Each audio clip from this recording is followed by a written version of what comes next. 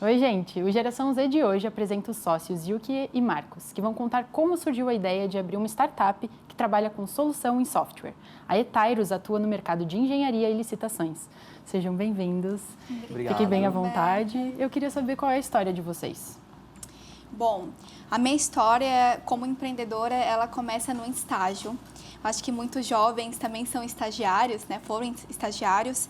E quando eu tinha 19 anos, eu comecei a atuar numa empresa de engenharia, uma empresa de engenharia relativamente grande aqui em Florianópolis.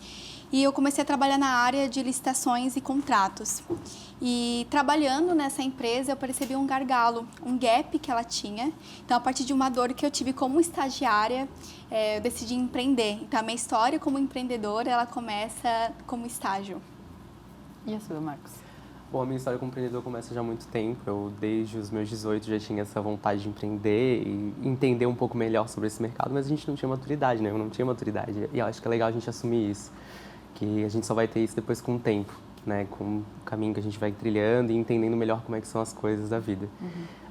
Eu recebi o convite da Yuki para participar da Etairos, para a gente se tornar sócio. E eu achei, assim, completamente disruptiva a questão da empresa, de fato, né? E eu achei muito, muito, muito interessante. E hoje a gente está aí. Bem nessa caminhada. E como vocês se conheceram? Eu conheci ele na faculdade, então é bem uma vida de jovem mesmo, né, a nossa história. Eu conheci ele numa disciplina de marketing e eu tinha dificuldade nessa disciplina porque a minha área de atuação sempre foi a parte administrativa, mesmo de gestão, e marketing era uma dificuldade que eu tinha enquanto aluna. E eu lembro que era um trabalho em grupo que a gente tinha que fazer e eu chamei ele porque eu percebi que ele era muito bom, né, na disciplina. E aí, durante o semestre, eu fui percebendo, caramba, eu precisava de uma pessoa que entendesse de marketing para minha empresa. Talvez essa é a pessoa ideal. E aí eu fiz o convite, conheci ele, fiz o convite, né? Confirmou se era aquela coisa mesmo se que era precisava, aquilo, claro. Eu acho que é muito importante a gente confiar muito no sócio, né? Eu costumo dizer que a gente não pode abraçar o mundo, querer abraçar o mundo. Então, acho que é natural quando a gente começa a empreender de querer fazer tudo, né? Eu quero tomar conta das minhas finanças, quero tomar conta do marketing, da venda, da parte operacional, mas desde o meu primeiro momento eu entendi que eu precisava terceirizar algo que eu não fosse boa. Então foi aí que eu tive certeza também que eu precisava ter um braço direito aí. E aí estamos aí nessa caminhada, né, de empreender com a Etairos. E como foi que vocês mediaram a relação pessoal e profissional? Já chegou a ter um conflito ali no meio porque os interesses pessoais e profissionais colidiram ou algo assim? Ou foi tudo bem de boas? Eu acho que qualquer sociedade tem esse desafio de tentar separar o que é pessoal, o que é profissional. Desde criança eu acabava ouvindo dos meus pais assim, eu nunca faço uma sociedade com família, porque uma sociedade acaba com uma família. E eu tinha esse medo assim, será que eu vou chamar um amigo meu para ser sócio? Vai que a gente não consiga separar as coisas, vai que algum problema na empresa leve a um obstáculo na amizade, assim, né? Mas acho que a gente conseguiu separar bem e tudo isso é comunicação, tudo que a gente tem a resolver, a gente conversa, senta e a gente resolve tudo na hora, sabe? Isso foi um jeito de separar, assim. A gente sempre foi muito claro também, né? Qualquer tipo de situação que a gente tinha, a gente sentava, reunia todo mundo e falava, tá, a gente precisa resolver isso aqui. Embora o problema não seja seu, ele é nosso. A gente precisa resolver em conjunto. E ter tudo muito alinhado para que não tenha nenhum tipo de situação mais grave. E assim, combinado não sai caro, né? Exato. Então, lá no início da sociedade, a gente sentou. Na verdade, somos eu, Marcos e mais 2 sócios na empresa, né? Mas nós 4 sentamos e a gente meio que conversou a personalidade de cada um. Assim, gente, eu sou mais comunicativa, eu tento resolver tudo na hora, não me leve a mal. Aí o outro já fala, eu sou mais introspectivo. Sabe? Então, assim, se conhecer, assim, e fazer um combinado. Não, se tiver alguma coisa errada, vamos se comunicar. Acho que combinado não sai caro e esse é um sucesso, assim. Sim, bem legal. E vocês sempre sonharam em empreender? Foi algo que vem de criança? Ou surgiu ao longo do caminho? Então, no meu caso, eu sempre Eu sempre digo que eu sempre fui empreendedora, porque eu sempre brinquei de ser empresária. Então, eu lembro, assim, enquanto as minhas amigas brincavam de ser mães com a boneca, eu sempre brinquei de ser lojista, ter uma lojinha, ou ser uma empresária de sucesso, assim, do luxo. Eu sempre tinha essa mania de brincar, né? Aí eu costumo dizer que esse sonho, acho que vem desde criança, assim. A mesma coisa, desde criança eu tive essa ideia, como eu falei, 18 anos, era uma vontade que eu tinha de ter alguma coisa, de ter uma empresa, ter algo, mas a gente não tem maturidade no momento para aquilo. E com o tempo eu entendi que sim, desde pequena era alguma coisa que estava ali dentro de mim, guardadinho. E aí quando eu descobri a minha paixão pela comunicação, então o que eu consigo fazer com comunicação para trazer isso para dentro do empreendimento também, trabalhar isso melhor. Sim. Então hoje eu tenho alguns clientes por fora, então eu também tenho uma agência. Isso acaba facilitando esse meu contato com o empreendimento, com o empreendedorismo, com criar, com falar, com comunicação e hoje está tudo muito bem, graças a Deus.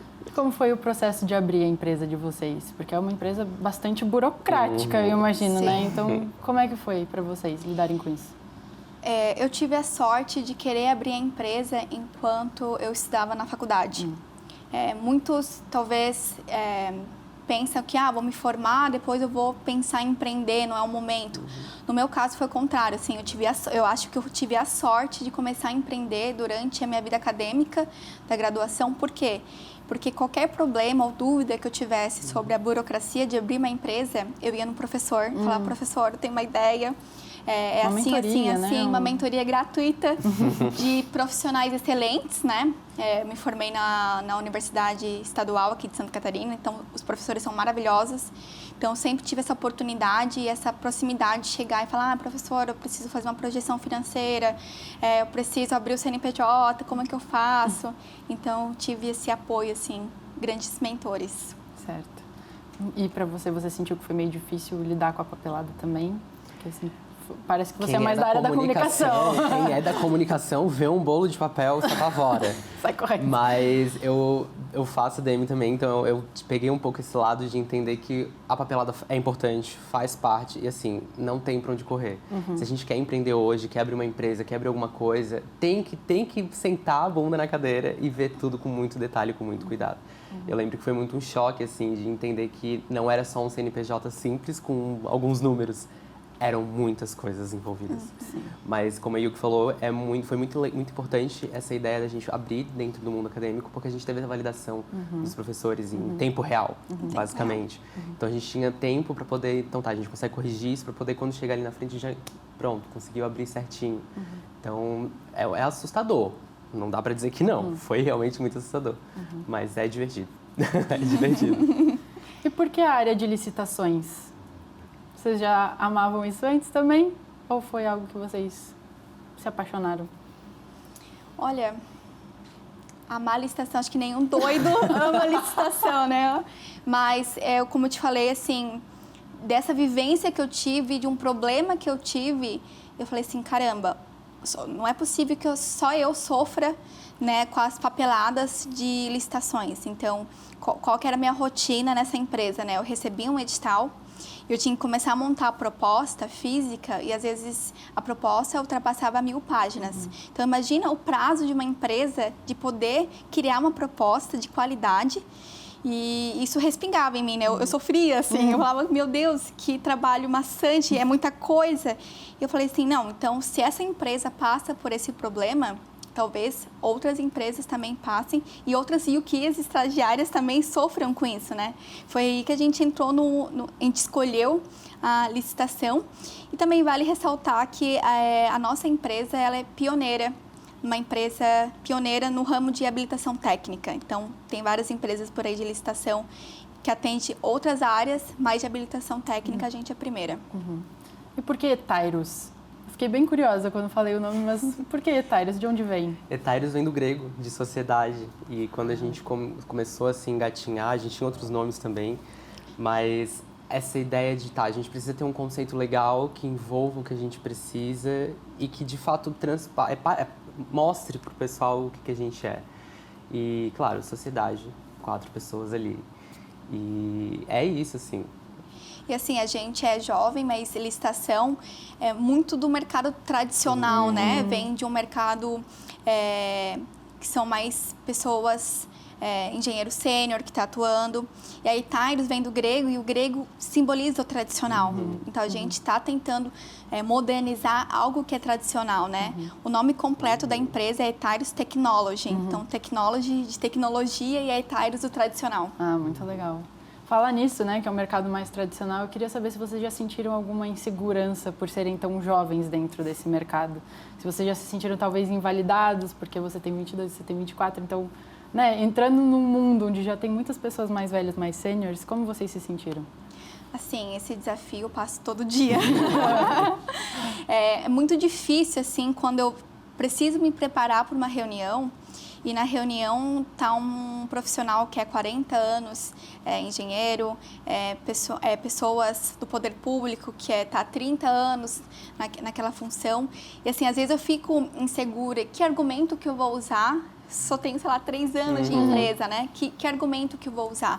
E aí, às vezes eu fico insegura, mas é estudar antes, ter segurança no que a gente vai falar, né? A insegurança a gente guarda para nós mesmos. E é isso, seguir seguro, se impor, né? Sim, a gente passa muito sobre esse conflito geracional, que é a questão do millennial, ou às vezes de um boomer encontrar a gente e falar assim, mas vocês não sabem o que vocês estão fazendo, ou você não sabe o que está falando. E aí a gente tem que rebater e falar, não, ok, como você estudou, eu também estudei, eu também passei por esse processo, assim como você. Não é porque, claro, a gente leva muito em consideração o tempo de bagagem que a pessoa tem. Isso, show de bola. Mas a gente também tem conhecimento, a gente também tem autonomia para poder fazer acontecer. E tem conhecimento para passar certeza, também, com certeza. A gente vai fazer um pequeno intervalo comercial, mas a gente já volta.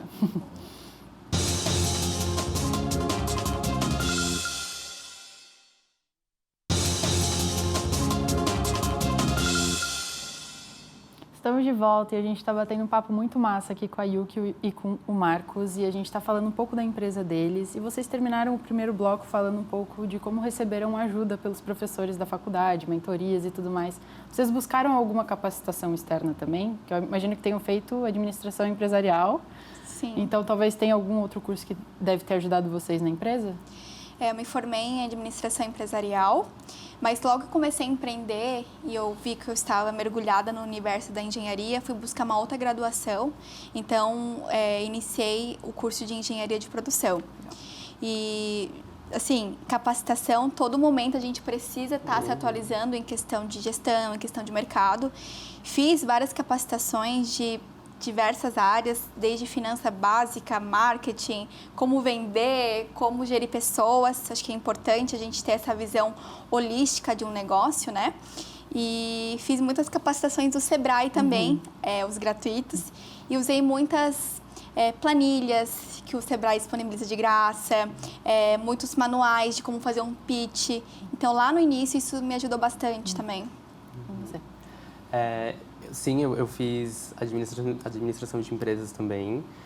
Faço também hoje em dia publicidade e propaganda, que é o que carrega essa bagagem toda, que consegue amarrar tudo isso.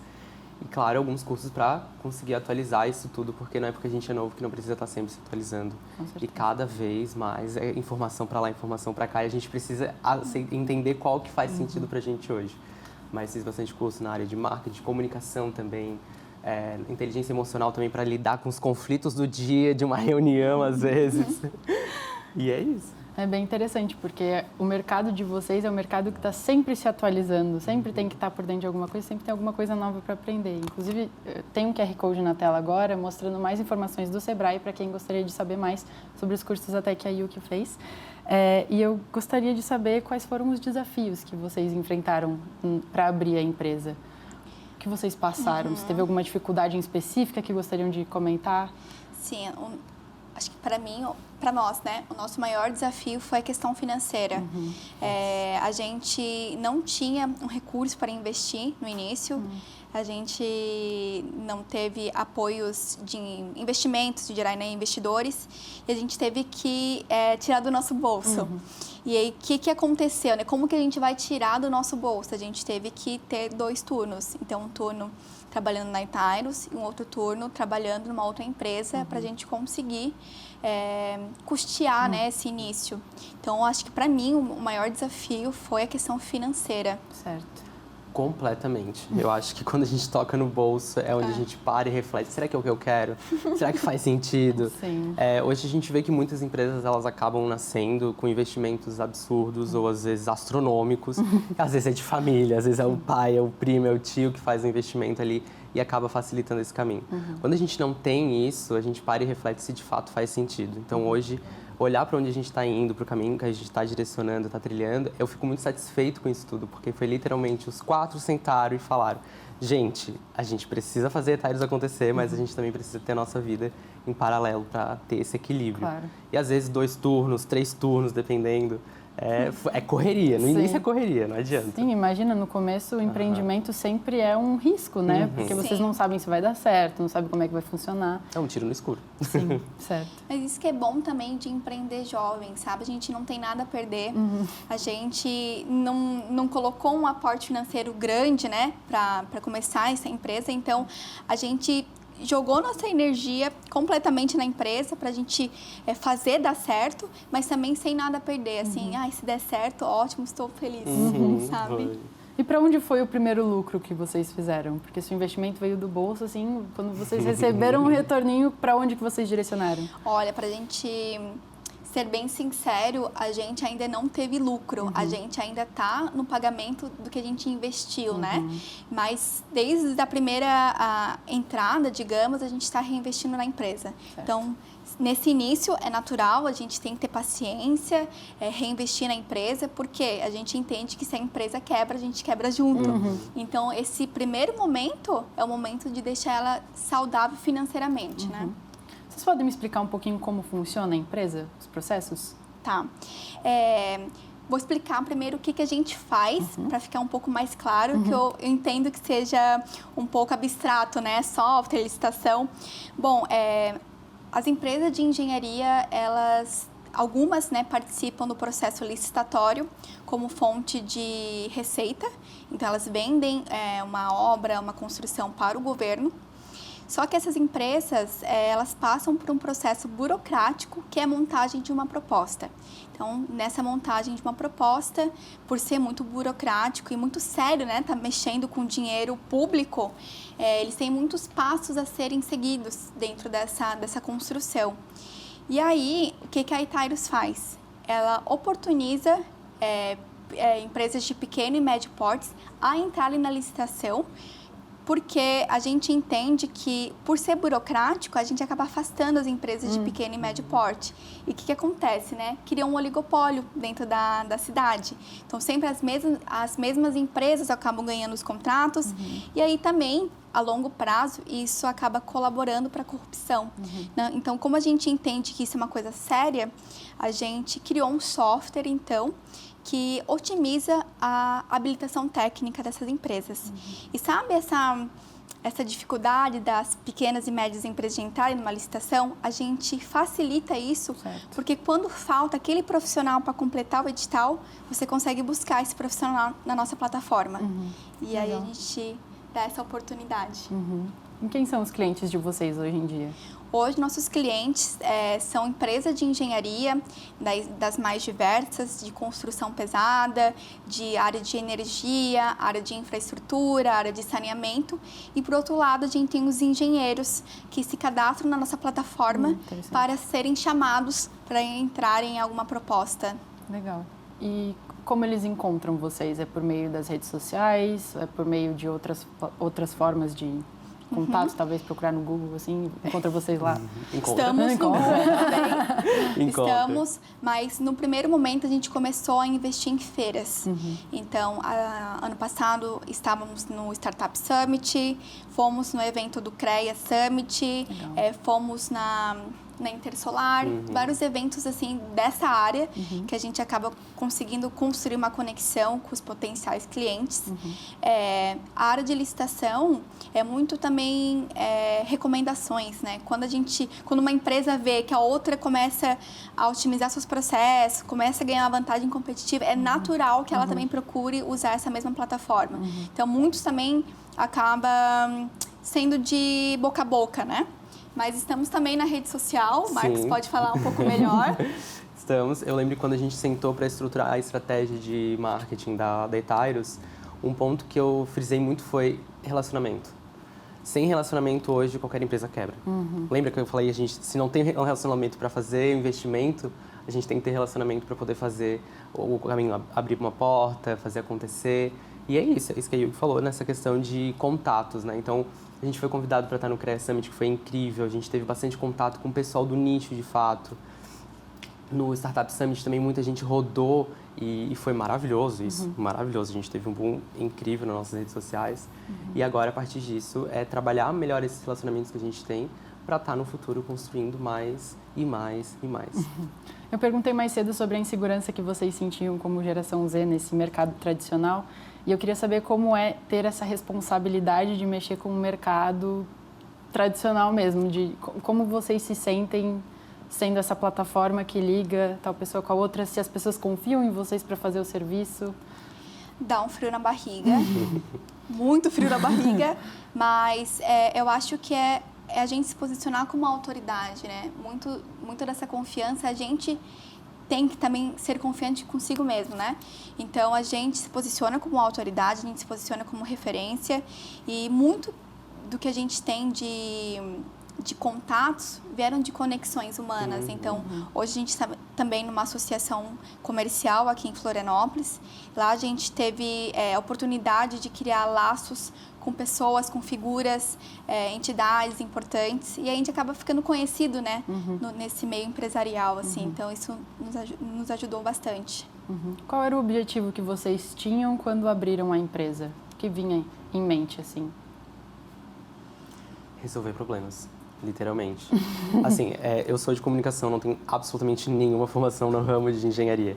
Mas eu sou apaixonado por desafios. E eu acho que a geração Z está dentro de um mercado tão engessado que é a engenharia, tão tradicional como já é um desafio maravilhoso. E trabalhar com isso é o principal, assim. Eu acho que resolver esse gap que ela encontrou, trouxe pra gente, a gente avaliou, vamos ver se vale a pena ou não vale. E aí a gente fez. Eu tinha muita dificuldade de me enxergar numa profissão ou, para qual área será que eu me especializo? Eu tinha essa dificuldade de projetar um futuro assim profissional para mim. E aí, quando eu abri a empresa, era isso, de, nossa, finalmente me encontrei. Sim, foi um clique, assim. Foi um clique. Então, por que eu abri? Porque me satisfazia pessoalmente, eu me encontrava naquilo que eu fazia, então foi uma felicidade, assim, poder ter autonomia, né? Ter uma liberdade. Sim. Então, a Yuki e o Marcos, de 10 anos, se imaginavam onde vocês estão hoje, agora? Imaginariam que seria esse percurso todo? Vou falar a verdade? Sim, porque eu brincava de empresário e meu sonho era isso, né? Então, que nem tem pessoas que brincam de ser médica, depois se realiza, eu me realizei quanto profissional sendo empresária. Legal. Então, sim. Eu não me imaginaria que teria tantos caminhos assim para seguir. Claro, eu fico completamente feliz em ver o caminho que a gente está direcionado, que a gente está trilhando. Mas assim, o Marcos de 10 anos atrás, quando olha para o Marcos de hoje, pensa, caraca, quanta coisa aconteceu até aqui. Principalmente nessa questão de empreender, de entender, de apostar. Gente, é aposta, não adianta.